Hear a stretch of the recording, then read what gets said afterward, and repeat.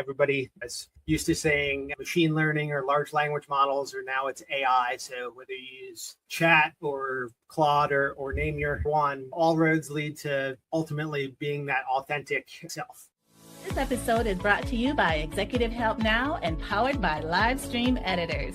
At Executive Help Now, we're all about simplifying your business so you can focus on what really matters.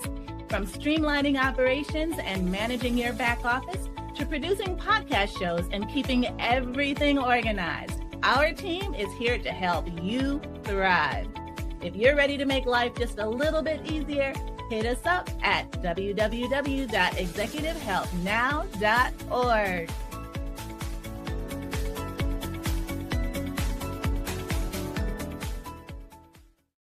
Y'all, today's show is so good.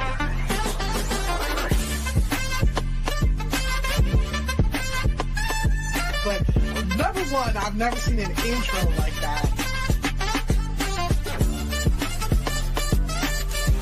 It is my hope and desire that not only will episode 30 still be fun, but episode 300 will be even more fun. You are made for something great, so go and be awesome.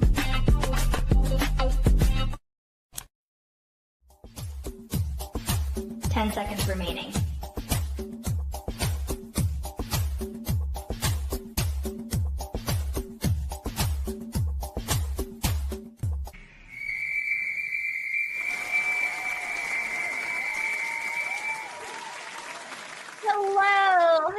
Hello, and welcome to the show. My name is Renee Hastings, and I'm your host of Renee Speaks. Y'all, today's show is going to be so fantastic, and that is because of our amazing guest. His name is Jeff Kruszyna, and Jeff is here with us today as a faith-rooted leader, a Summa Cum Laude graduate of Stony Brook University, and founder of JMK Victory. With over 2 decades of experience building massive fundraising systems, he has driven over $100 million in impact for political campaigns and for nonprofit charities. Y'all, put your hands together for Jeff.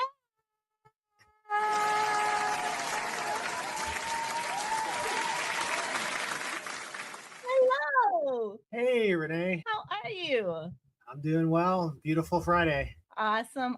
Well, thank you so much for joining us today. It is really great to have you. And I can't wait to learn more about who exactly is Jeff. So, Jeff, tell us about yourself. What led to your computer science and politics interest after 9/11? And if we need to start from before then, like how you were raised, what kind of environment you grew up in that even created this interest, was a foundation for this, feel free to start there. Sure. So I grew up out on Long Island in New York, out in Southampton, more commonly known as the Hamptons. But was raised by a single mom and some really hardworking Polish grandparents that immigrated to America in the immediate during and after World War II. And that kind of blue collar work ethic was always ingrained in me from a young age. And so went off to college close to home at SUNY Stony Brook, which is about an hour outside Manhattan, New York City. Go Knicks, by the way. Yeah, so I went to college thinking right around that time frame, early 2000s. You've got the dot-com bubble had just burst, but all eyes are on all things computers and technology. And so I was early on in my college career when that Tuesday morning that we all know where we were now, September 11th, and that forever changed my trajectory of my life, career. And it was really that moment, and then watching on repeat, as we've all seen the footage of the second plane hitting the second tower, and sort of the outpouring of patriotism and love of the country that really convicted me. And now I see that it was God's calling on my life to use that awful event to kind of propel me forward into helping support patriotic causes and campaigns and companies through good old fashioned postal direct mail.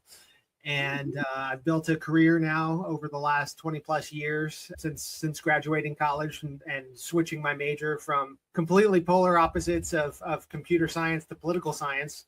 Never really paid attention much to what was going on at the news or politics in general up until that point. Then sort of, had a complete mind shift. And now it comes second nature to, help support causes that really, really move me and inspire me.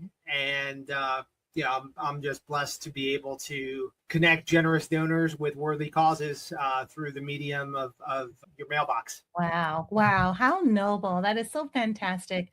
And it's got to be so rewarding to know that you're making a difference in the work that you're doing. And that when the generous donors are connected to worthy causes, so many lives are impacted for the better. And it's like you're truly being God's hand and feet in the earth. 100%.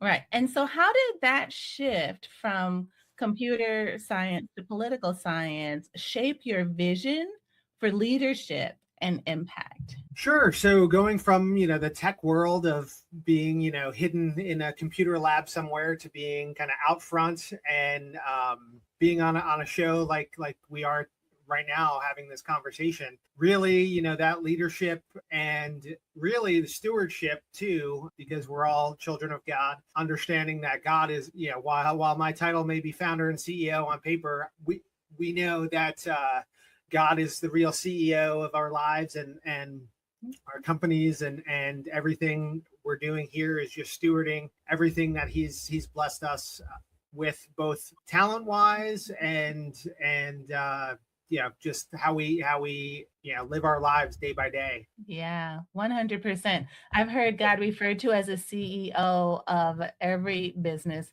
and the CEO is Chief Everything Officer. Yes, Chief God, if he's at the center of it all, then you're on the right path and you're living out your purpose. And as long as he is guiding and directing the ship and you're the steward of it all, that it's going to end up in a very, very blessed place. And many people are going to be blessed because of it. So, Amen. So thank you so much for the work that you're doing. And so now as we talk about fundraising, because I've heard many nonprofit leaders say that the dollars are drying up or people aren't being as generous as they used to be, or things are just different now. Why do you believe that strong systems are the key to lasting results? Sure. So yes, I mean, in general, charitable giving is a challenging space, and it's largely tied to economics. So if in good times, when the economy is roaring, charitable giving follows in kind, and likewise when the country's going through some tough times and some tough struggles, that's when giving, like everything else, we see a dip. But really having those systems in place and cultivating that relationship, really, and with a certain cadence, ultimately you're trying to build that one-to-one rapport, even though for what I do and what other folks in my profession do is at mass scale, ultimately you're building that one-to-one relationship. So having those multiple touch points, whether that's through direct mail, but also following up on email, social media, text, there's no shortage of touch points nowadays. And we've all got smartphones and there's no shortage of ways to connect with folks, but really that genuine communication in a cadence that's natural, not spray and pray. It's both the targeting the right people who have a known propensity to give to those kind of like-minded causes, whether it's a veteran support charity, a crisis pregnancy center, a animal rescue, name it. Folks kind of self-identify what they care about and how they are moved to give and support companies, causes, and campaigns that resonate with their values. Right. Right, absolutely. And I get so many people sending me an email saying, hey, do you want the list of people who did this, that, or the other thing? You could really help them, or I could really help you. Yeah, we've got a great team of audience builders that curate those sort of targeted lists. And especially now where charitable giving is slightly down, where we're being good stewards of the donors' money and investing in more targeted mailers based on all those, the AI or whatever buzzword you want to use now. Everybody is used to saying machine learning or large language models, or now it's AI. So whether you use chat or Claude or name your one, all roads lead to ultimately being that authentic self. Right, exactly. And I think that's what's most important when you're doing a campaign like this, is that you're letting the person know you see them, you're meeting them where they are. And because this is important to them, they really need to take advantage of this opportunity to make a difference. And so I love how you guys do that, and your team works hard to find out, where are those people? Who are those people? And so what strategies helped you to raise over $100 million for campaigns and charities? Yeah, I mean, first I'd say, I've been blessed to work with some amazing organizations that have really worthwhile causes that ultimately do the heavy lifting of inspiring Americans to be generous. But really, it's that back to the Claude Hopkins and Ogilvy's and all the greats of marketing, whether you're looking at the TV commercials or ads in your newspaper, or now for what I do, that's been a channel, a marketing channel and a fundraising channel for 75 plus years now. It's really about, ultimately, like I've said already, the one-to-one communication, and really that's cultivating those and stewarding those relationships where you're not burning out those donors and not manufacturing crises. It's a genuine need for support, whether it's very cut and dry in the campaign world of, you've got election day coming up, versus a charity that there's always going to be a need for a rescue mission or a wounded warrior, or name your worthy cause. But it's really that the blessing of working with noble causes and being able to kind of use my creative talents that I've been blessed with to use words to paint a picture in donors' minds as they sit down and with their morning cup of coffee, and they're reading a direct mail letter that I ghost wrote on behalf of a client who's the signer of the letter. And it's telling the story of the either campaign or cause, and ultimately making the donor the hero by joining and being generous and contributing to further the mission. Right. And I love how you mentioned storytelling, because I think that is key. That is one of the number one priorities of making sure that a messaging will resonate, is the ability to tell story. So you can tug at those heartstrings and get that donor to dig deep into their pockets and separate them from their money. That is definitely Exactly. And some of the most successful campaigns or individual letters that I've written are those ones where I came across the issue and it moved me so much, where I'm like, okay, now now I'm especially motivated to, if it's moving me just hearing the facts, now let me tell the story in a compelling way that moves the reader from Dear Renee all the way through, sincerely Jeff. Yes, exactly. And there are some companies that are so good at that Save the Children, the commercials that you see at 2 or 3 o'clock in the morning, and they've got not just the sound of the story and the words, but the visuals that go along with it, where they just truly tug at you, that say, look, this is a real life situation. This is their real reality. This is something that's really happening right now in their life. Right. Do something about it. it'll take $1 a day, skip a cup of coffee from Starbucks and go support this thing. You know what I mean? And yeah, you brought up a great point right there, is the tangible, like it's your, skip that cup of coffee and give, or a very specific. Now in the veteran space, you think of, and for me, because 9/11 hit home so much, Tunnel to Towers Foundation that does their $11 a month campaign. And it's okay, well, yeah, that $11 is maybe, 1.5 cups of coffee at Starbucks, or maybe one, depending where you are. And how much extra cash you get.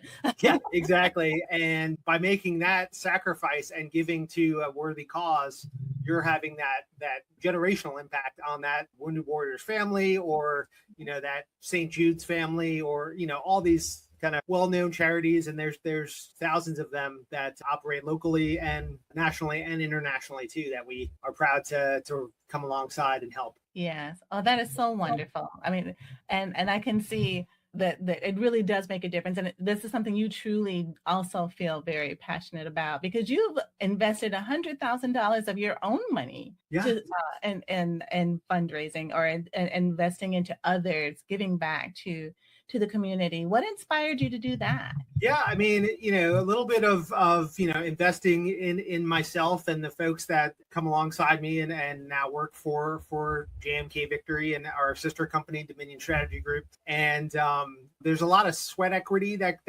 goes into that. So always being generous with our time and talents, and being able to kind of grow that farm team of the next generation of folks. Just like I had some fantastic mentors along the way that helped me develop in this industry and build a career, and ultimately start a company, writing that first check. And now 3 years in, we're growing and thriving, and onward and upward, like my business partner likes to say. But yeah, it's just, again, being faithful stewards of everything we've been blessed with. Right. That's so good. And that's how you truly are operating in your gift. And it shows very, very, it's very evident that you're very passionate and believe 100% in what it is that you're doing, because you see the difference that you're making. You truly can see it. It's tangible. It's not just pretend or make believe, and the money that they're donating isn't going to 95% administrative costs and 5% to a cause. But no, real money is making a real difference. Right. But as I'm hearing you talk, it makes me think about, as a storyteller, how has AI impacted your craft? Sure. I mean, initially, I would say, like we touched on earlier, on the targeting of audiences, of making sure that we're sending out our mailers to the right audience and the right homes. But also now, I think something that would take me or someone on my team hours or days to research, an AI search, or using Claude or ChatGPT or what have you. Claude is probably personally my favorite. It just kind of supercharges our efforts. But ultimately, to your point on storytelling and that kind of emotion, the artificial part of artificial intelligence can't mimic human emotion, and it really does prove out, where we'll see, and it's great to put together proposals and do all that kind of administrative side, but ultimately, when it gets down to the storytelling craft and the creative, that's really the where the human intelligence component of what I do is all important. Because ultimately, I have a 20-year career doing this, and there are others in my industry that have done it for far longer, that I'm blessed to now come alongside and stand on their shoulders to take to the next level with this latest technology. But like I mentioned earlier, the industry's been around for quite a while. So pre-computers and internet and email, I think back to even my beginnings, where there were a lot of clients that didn't have websites, and we weren't even asking for credit card contributions. And now you can accept Apple Pay and have QR codes, and I'm sure we're not even thinking in terms of what the next 20 years we'll see, as far as, even I have a teenage son who's all about virtual reality. I'm like, I can only imagine what what that could bring as far as the marketing and the storytelling and all that, complete immersion into those experiences and that emotional storytelling that is just vital to what I do. Right. Absolutely. So AI is definitely augments what humans can do, or with the speed and with the research and that sort of thing. But yeah, I'm definitely a product of those pre-app days of fundraising. I used to work for one of the largest nonprofits in the United States, maybe. I forget the statistic, but the way they told stories of how changing one woman's life impacts the entire community to support their micro lending programs was just truly so brilliant. And so it was an organization that was very broad, and so because of their focus on women, a lot of the donors started to think, well, now is this a women's support organization, or is it still a program for everybody in all these different disparate situations? And so we had to then come back with our storytelling to kind of mesh the two to make it so it wasn't cluttered, but just more focused on that particular program. Yep, that checks out. That's 100% what I have to do all day, every day is take a complex issue or cause and boil it down to the simplest common denominator. And as I was taught early on in my career, it's like you're writing a letter home to grandma. So you're going to explain what's going on and how you're asking her to help. Like whether that's, send me $5 or however, pray for me, send me some cookies, whatever. Right, exactly. So is there like a secret sauce to formulating one of these letters? So say I'm a person, just a regular person. I'm not a nonprofit, just a person. And I want some support from a company for my business, maybe as a sponsor. Is there like a outline or something that goes this here and something goes here and something goes here and then send it? Sure. Yeah, there's some kind of rules of thumb of you want to and this is where the art and science go hand in hand, of everything from the font selection to the amount of white space on a email, or in my case, physical paper. But really, it's your first, you've got to get that donor hooked, or the prospective, your target audience, whether that's looking for a sponsor or getting someone to donate to your cause.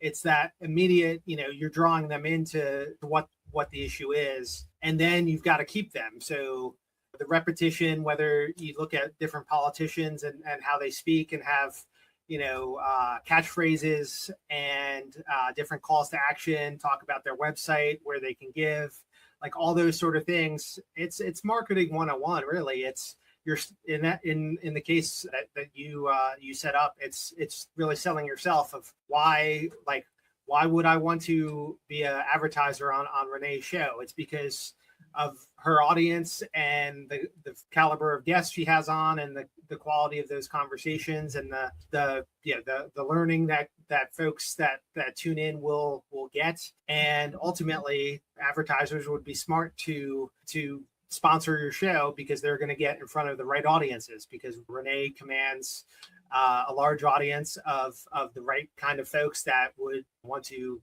purchase services or products from insert company. Right. And it's ultimately that in a nutshell, but it gets a little bit more complex depending on the budget and the constraints of the timeline of a political campaign, or a nonprofit has the various different campaigns, and I'm sure for the group that you worked with, I'm going to take an educated guess and say Mother's Day was probably a big fundraising season too, of give your gift by Mother's Day to bless a special mom in your life, kind of thing. Right. All those sort of things are natural tie-ins. So for myself and the folks that I serve, all the kind of patriotic holidays, the Memorial Day, Veterans Day, we're coming up to 4th of July and the big America 250 celebration of all of those are kind of baked in to create that urgency of like, okay, like it's especially important, this Mother's Day that you honor our work and what we're doing by, joining, partnering with us, whatever. If you have different levels of giving and different kind of membership perks or, a newsletter, all those sort of things that can be worked into a compelling story. Yeah. Yeah. So I was so tuned into everything you were saying, but one of the things that stuck out to me is how even something as minor as a font style could have an impact on how your message is received. So what font's supposed to be used? I mean, it's ultimately, the testing. So more often than not on postal mail, you'll see good old fashioned, Times New Roman, or, even Courier New, which sort of looks like a typewriter. But I think nowadays folks understand that. I'm sure like my 14-year-old son, he maybe knows what a typewriter is. I don't think he's ever physically seen one. Whereas, as a 43-year-old, I remember, my mom being a secretary and bringing home the typewriter to help me type out a paper for class. But so Courier New and Times New Roman are still kind of the two kind of most popular fonts, but ultimately it's about readability. So there's no shortage of different fonts, and like I've created different handwriting fonts. I've got my own chicken scratch handwriting as a font to show that kind of personal touch on physical mail too. And so, it's testing. So right now, those are still kind of the perennial go-to fonts, but it's readability because, again, the folks that are giving generally are 65 and older. So got to make sure that they can read it. So you don't want to have 8-point font that, I've got glasses for a reason. Right, exactly. At least 12 at the minimum, I'm sure. Exactly. Yep. 12 or 14 point is kind of the prototypical. And then, take it from there. Test. Wow, I love it. So coming from my administrative background, all of this is definitely resonating with my spirit because this was my life. This was my world. This is where I live. So it's great to see that some things haven't changed. And I, when I was with the nonprofit and corporate, I don't know if corporate and nonprofit can go in the same sentence, but when I was not a business owner and I worked for somebody else. One of them was at large nonprofit and working with their development team and seeing how they did things. It was very interesting. And they did a lot of what it is that you are already saying. But now that I am a business owner, I'm just curious to know, can those same tactics or methods work for business owners who are looking for sponsors of their business? Yeah, I mean, nonprofits. Yeah, so some of the best, nonprofits, and we mentioned some of them of, the Tunnel to Towers or the St. Jude's are run like big companies because they employ lots and lots, thousands and thousands of people. And, when it comes to for-profit, again, it's all the marketing of it. So to one, however you're outreaching, whether it's a phone call, a text message, an email, you have to lead with that intrigue to get that person to, in my business, to take that physical mail and open it and not throw it out immediately. And it's even more the case on digital, where you have spam folders and you're getting hundreds of thousands of emails a day. So you have to be able to stand out amongst a crowd. So while direct mail and all the costs associated with it, from postage to physical paper, printing, all that has obviously increased over the years. The real estate in the mailbox has gotten even more fertile in that many organizations and companies have abandoned the mailbox in search of these digital impressions and digital traffic, which no offense to my friends and colleagues that work on the digital side, but the value of those prospects and donors on the direct mail side have a far longer and higher lifetime value than the folks that are clickbait, and that's really, again, back to the stewardship of, there's nothing wrong with seeing an ad for a worthy cause and you're signing a petition or joining as a monthly, in the subscription economy now, that we're all used to, paying a subscription for Netflix or Spotify or whatever. And that's where I think a lot of on the charitable giving have really also gotten into that rhythm too of the monthly contributor. So instead of asking for a $50 gift, like sign up as a $10 monthly giver. So that's $120 a year versus that one-off $50 gift. Right. So it's really both and of ultimately it's and this is where the science of it all is. What I think will work, what I wrote this morning for a client, I may think, and I generally will think my creative is great, but ultimately it's up to the donors to decide. And if it doesn't perform, then we know that gives us the evidence we need to make the appropriate adjustments, everything from font choice to the color of envelope to what kind of postage you're using, what stamp you pick. For me as a New Yorker, with my New York Knicks in the finals for the first time in 27 years, like if you sent me if John Starks, who's my childhood hero basketball player on the 1990s Knicks, like if I got something in the mail from him, like I would immediately open it. So that kind of celebrity, whether it's on the Republican side of Donald Trump or on the Democrat side of Barack Obama, like it's that level too, is the you already have that built-in kind of endorsement from someone that the prospective donor knows and trusts. Right.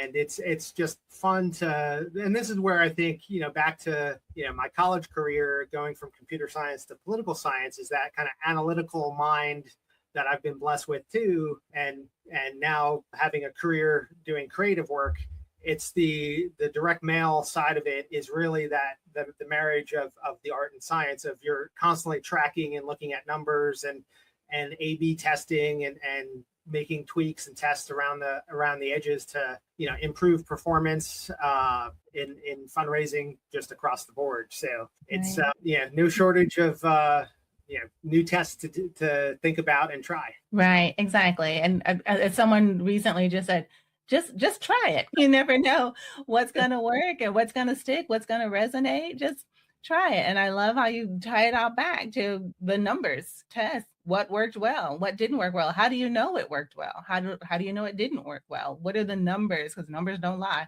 Right. What do the numbers show? So, Jeff, I can't believe that the time has just flown. That's great. We're getting ready to close, but I have so many more questions. So what advice do you share with leaders who are struggling to scale without systems? I mean, I would say ultimately the foundation of whose you are and who you are has to be laid first. And then from there, again, it's foundational to where you have to build those systems in your life, both personally and professionally, for everything from, and now it's become kind of all the craze of the kind of health hacks or biohacking of, making sure you're getting enough sleep and so that you're mentally your best every day. But really it's that core, schedule that you lay out for your life, whether that's, honoring the Sabbath and taking a day to rest and recharge, or in a work day, there's no shortage of different AI platforms or, Slack and email and all sorts of other ways to kind of bring structure to teams. So especially with as many moving parts as my company handles, using different project management software, and there's no shortage of different options out there. But with everything being measurable and you have to ultimately track it, like that's where I think, the AI revolution that we're in, has been super helpful to make sure that different email messages or text messages don't fall through the cracks. And it's really setting up those kind of foundational systems and softwares that are really just help me and others do what they do day in, day out. Mm-hmm. Awesome. Yes, AI is amazing, and your company being able to utilize them in the best way for business owners or nonprofits who might not be as savvy. It's great to know that you're there and that you're a resource to be able to help them in any way. So how can they stay in touch with you and find out more about you and your services? Sure. So the two easiest places to find me, other than the task of trying to properly spell my very Polish last name, is both getjfk.com is the easiest one to get on there and book a 30-minute strategy session call with me. And any of your listeners can hop on there and grab a time on my calendar. Happy to have a conversation about, how, direct mail or marketing in general can help them. And JMK Victory is my company's website. So jmkvictory.com are the two spots to find me. And then all the social medias are, JMK Victory. So on Instagram, Facebook, YouTube, what have you. Almost all of them are just simply JMK Victory to find me. And yeah. Awesome. Well, Jeff, it has been truly fantastic having you on the show today. Thank you for all you do. You were made for something great. So go and be awesome. Thank you so much, Renee.